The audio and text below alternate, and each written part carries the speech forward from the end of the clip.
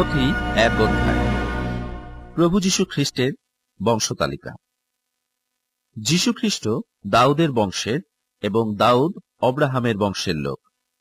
যীশু খ্রিস্টের বংশের তালিকা এই: অব্রাহামের ছেলে ইসহাক, ইসহাকের ছেলে যাকব, যাকবের ছেলে জিহুদা ও তার ভাইয়েরা, জিহুদার ছেলে পেরস ও সেরহ, তাদের মা ছিলেন তামর, পেরসের ছেলে হিস্রন, হিস্রনের ছেলে রাম, রামের ছেলে অম্মিনাদব, অম্মিনাদবের ছেলে নহশন, নহশনের ছেলে সলমন, সলমনের ছেলে বয়স, তার মা ছিলেন রাহব, বয়সের ছেলে ওবেদ, তার মা ছিলেন রুত, ওবেদের ছেলে যিশয়, যিশয়ের ছেলে রাজা দাউদ, দাউদের ছেলে সলোমন, তার মা ছিলেন উরিয়ের বিধবা স্ত্রী, সলোমনের ছেলে রহবিয়াম, রহবিয়ামের ছেলে ওবিয়, ওবিয়ের ছেলে আশা, আশার ছেলে জিহোশাফট, জিহোশাফটের ছেলে জোরাম, জোরামের ছেলে উশিয়,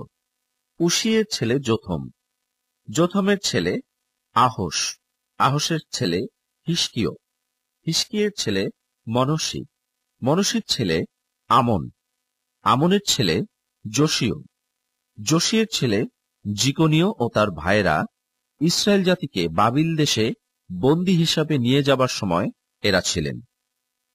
জিকনীয়ের ছেলে শালটিয়েল ইসরায়েল জাতিকে বাবিলে বন্দী করে নিয়ে যাবার পরে এর জন্ম হয়েছিল।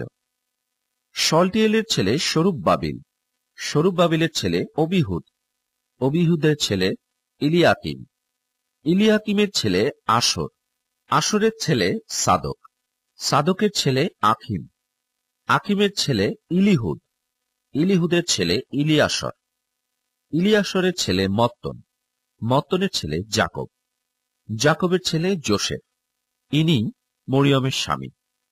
এই মরিয়মের গর্ভে যিশু, যাকে খ্রিস্ট বলা হয়, তার জন্ম হয়েছিল।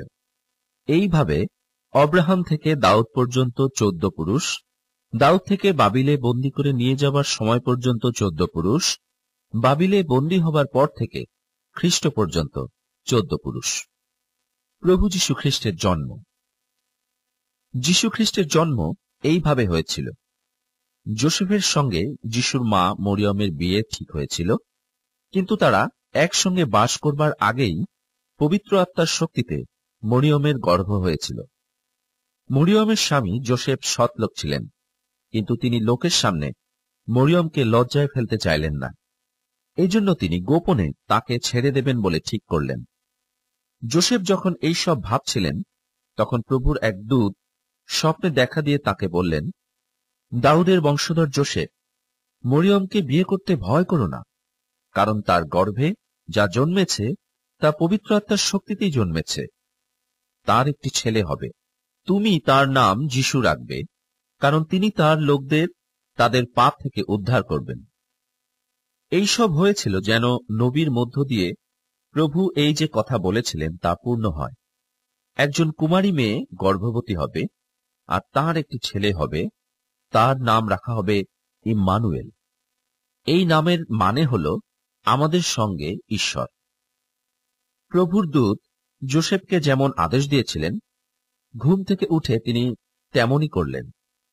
তিনি মরিয়মকে বিয়ে করলেন, কিন্তু ছেলের জন্ম না হওয়া পর্যন্ত তার সঙ্গে মিলিত হলেন না। পরে যোসেফ ছেলেটির নাম যিশু রাখলেন।